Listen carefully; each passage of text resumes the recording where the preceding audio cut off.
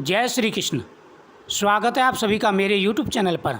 मैं हरिओम शर्मा आज आपको भक्त और भगवान की सुंदर कथा सुनाने जा रहा हूँ। वृंदावन धाम की यह सुंदर घटना है जहाँ पर स्वयं बांके बिहारी ने विशेष चमत्कार दिखाए हैं।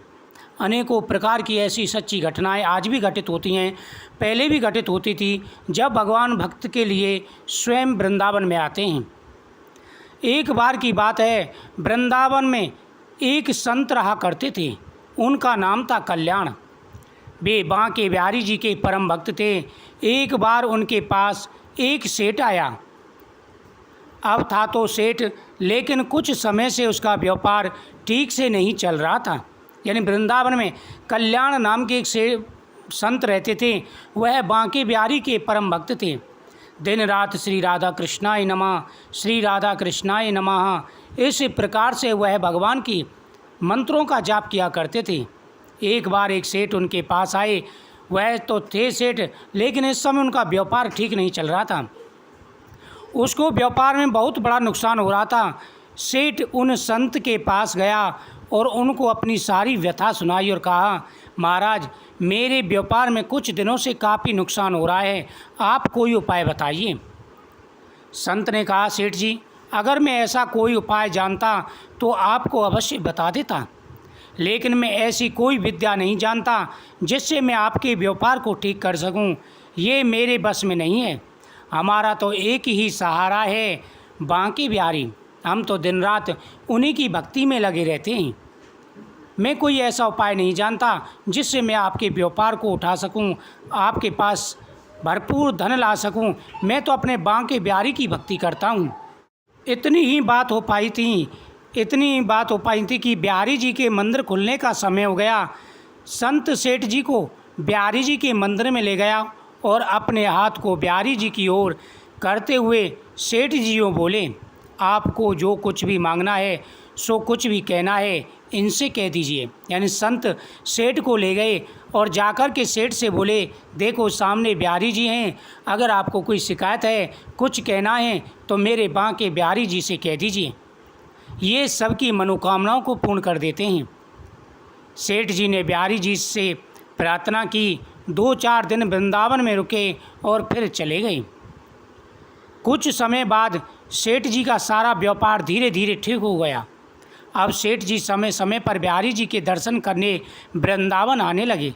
जब उस संत ने कहा सेठ जी से कि आप बांके बिहारी जी से जो भी मांगेंगे वह आपको मिलेगा, उन्होंने बांके बिहारी जी से व्यापार ठीक करने की प्रार्थना की और धीरे धीरे उनका व्यापार अच्छा चलने लगा। अब उन्होंने नियम बांध लिया कि वह जब भी समय मिलता तब बांके बिहारी के दर्शन करने जरूर आते। सेठ जी उसे कुछ पैसे दिए थे। सेठ जी ने उसे कुछ पैसे दिए थे, लेकिन कुछ समय बाद सेठ जी थोड़े अस्वस्थ हो गए। वृंदावन आने की शक्ति भी अब उनके शरीर में नहीं रही। एक बार उसका एक जानकार वृंदावन धाम की यात्रा पर जा रहा था। इस बात को जानकर सेठ जी को बड़ी प्रसन्नता हुई।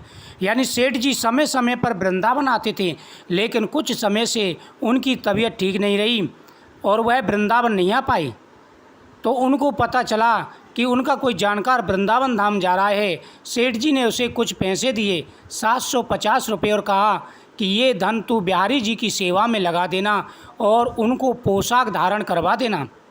वो भक्त जब वृंदावन आया, उसने सेठ जी के कहे अनुसार बिहारी जी के लिए पोशाक बनवाई और उनको भोग भी लगवाया।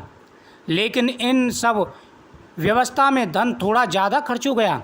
लेकिन उस भक्त ने सोचा, चलो कोई बात नहीं, थोड़ी सेवा बिहारी जी की हमसे भी हो गई तो इसमें क्या परेशानी है।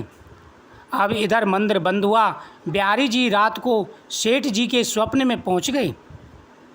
सेठ जी को स्वप्न में बिहारी जी ने कहा, तुमने जो मेरे लिए सेवा भेजी थी वो मैंने स्वीकार की, लेकिन उस सेवा में 249 रुपये ज़्यादा लगे, तुम उस भक्त को लौटा देना।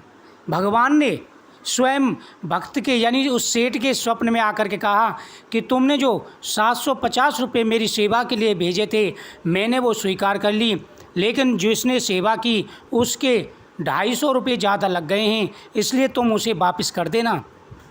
ऐसा कहकर बिहारी जी अंतर्ध्यान हो गए। सेठ जी की जब सुबह आंख खुली तो वो बिहारी जी की लीला देख आश्चर्यचकित रह गई। सेठ जी जल्द से जल्द तैयार होकर उस भक्त के घर पहुंच गए और उसको सारी बात बताई। यह सब जानकर वो भक्त आश्चर्यचकित रह गया। ये बात तो सिर्फ मैं जानता हूँ और तो कोई नहीं जानता। सेठ जी ने उसको 249 रुपये दिए और कहा, मेरे सपने में श्री बांके बिहारी जी आए, वो ही मुझे ये बात कहकर गए हैं। ये लीला देखकर वो भक्त खुशी से नाचने लगा, बोला, जय हो बांके बिहारी जी, इस कलयुग में भी हमारे बिहारी जी किसी का कर्ज नहीं रखते। जो एक बार उनकी शरण में आ जाता है, मेरे बांके बिहारी उस सब की मनोकामना पूरी करते हैं। और जो प्रेम से उनकी भक्ति करता है उसकी उनको कितनी फिक्र रहती है। उसी दिन से उस व्यक्ति ने भगवान विष्णु की, भगवान कृष्ण की भक्ति प्रारंभ कर दी। वह दिन रात श्री राधा कृष्णाय नमः, श्री राधा कृष्णाय नमः, श्री राधा कृष्णाय नमः इसी मंत्र का जाप करने लगा। वृंदावन में नियमित रूप से जाने लगा। बांके बिहारी के सामने काफ़ी देर तक बैठा रहता था और भगवान के गुणगानों में भगवान के मंत्रों को जपता रहता था। वह प्रेम से श्री राधा कृष्णाय नमः ही जपता रहता था। अनंत काल तक सुख भोगकर मरने पर उसे भगवान के बैकुंठ लोक की प्राप्ति हुई।